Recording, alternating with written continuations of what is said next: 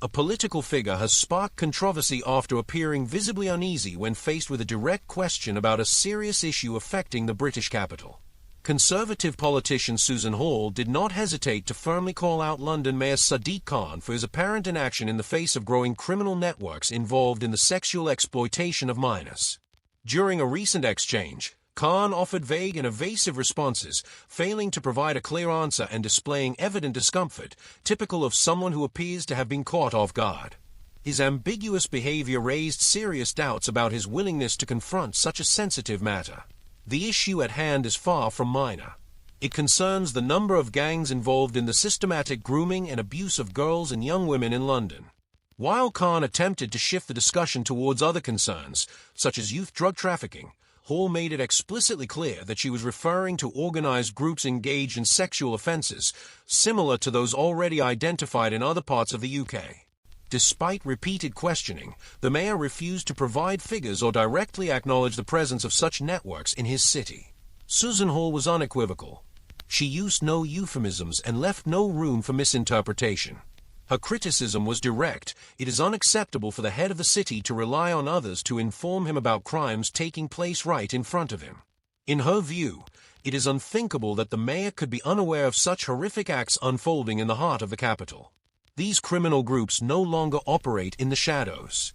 They act with impunity and blatant disregard for the law, and their very existence is an affront to the values of the country. British society is paying attention, and the demand for answers is growing louder. Over the past several years, numerous victims have come forward to share their stories, describing how they were groomed and exploited by these networks over extended periods. One woman from Yorkshire explained how her abuse began in childhood and continued into adulthood, and how her attackers threatened her to prevent her from speaking to the police. In Hull, an investigation into a predominantly Asian grooming gang led Humberside police to reopen a case. One victim stated she had been sexually assaulted by approximately 150 men over a 3-year period, saying that the place where the abuse took place had stolen her childhood. Today, women and girls across the UK continue to be targeted in broad daylight, as these networks operate with shocking boldness. London, in particular, has become a hotspot in this ongoing crisis. Yet Sadiq Khan seems to remain on the sidelines, taking no visible action while the situation deteriorates. The outlook is deeply concerning. The city is showing unmistakable signs of decline, and its top official appears to favor inertia. Meanwhile, cases of sexual violence are mounting, and those responsible continue unchecked. The British capital is showing signs of slipping out of control. In this context, the case of Rotherham has been referenced, a scandal involving the systematic abuse of children that went unchallenged by authorities for years. The comparison seeks to determine whether London now faces a similarly dire situation. But Khan's response offered no clarity. He claimed that London faces different issues and that its problems do not match the definitions used in cities such as Rotherham or Bradford. This ambiguity only deepened the frustration among those demanding transparency and decisive action. Instead of adopting a position of accountability, the mayor fell back on rhetorical strategies, shifting the conversation towards semantics and potential racial interpretations. However, to many observers, it is evident that Khan is fully aware of what is happening in his city. Public opinion, both domestically and abroad, is beginning to take notice of the growing sense of lawlessness under his leadership. Assaults in broad daylight continue. Meanwhile, the Metropolitan Police have started to raise the alarm about the scale of the problem. The lack of firm political leadership has drawn repeated criticism, and many citizens feel increasingly abandoned by those in power. One of the most disturbing testimonies came from a woman who reported being raped by multiple members of a gang. When she finally sought help, she was referred to St. Mary's Sexual Assault Referral Center, but the process was slow. She underwent medical examinations and was offered the morning after pill.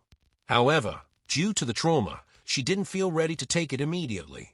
Days later, a police officer entered her home without permission, located the pill, presented it to her and physically pressured her to take it, claiming it was for her own good.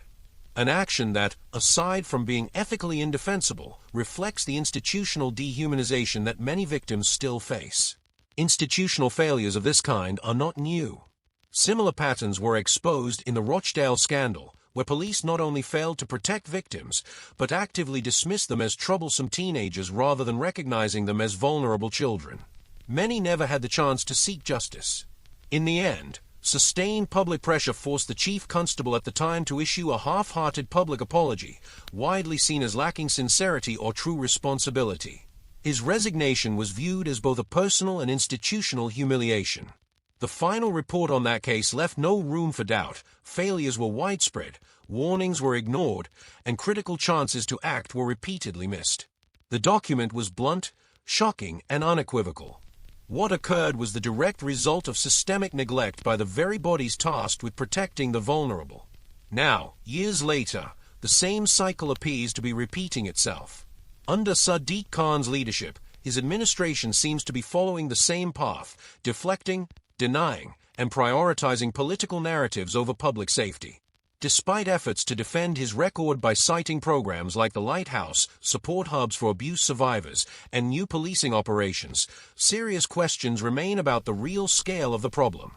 When asked directly how many grooming gangs are currently operating in London, Khan gave an evasive answer. No numbers. No details. He either didn't know or chose not to say. For many, that silence spoke volumes. The growing perception is that the Mayor of London is no different from previous Labour leaders who chose to minimize or conceal similar scandals.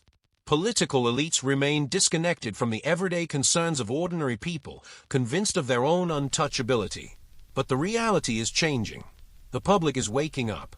Information spreads fast, and the tolerance for injustice is wearing thin. The link between London's ongoing decline and Sadiq Khan's leadership is becoming more obvious to an increasing number of citizens. Under his watch, the city has lost ground in both safety and international standing. What is clear to many now is that the longer he remains in office, the deeper the crisis will grow. Society is beginning to see the pattern clearly: concealment, avoidance, and a refusal to take responsibility. But, as always, the truth finds a way to emerge. The questions are piling up, and Sadiq Khan's refusal to give clear answers is fueling growing public frustration. When asked about the existence of grooming gangs in London, similar to those that devastated communities in Rotherham and Bradford, the mayor dodged the issue. Instead, he focused on unrelated matters like youth drug crime and police strategy, hiding behind bureaucratic language and technical details. In contrast, Conservative Assemblymember Susan Hall was straightforward. Her question demanded a simple answer, not political spin. The mayor's deflection only reinforced perceptions of a worrying disconnect between City Hall and the people it serves.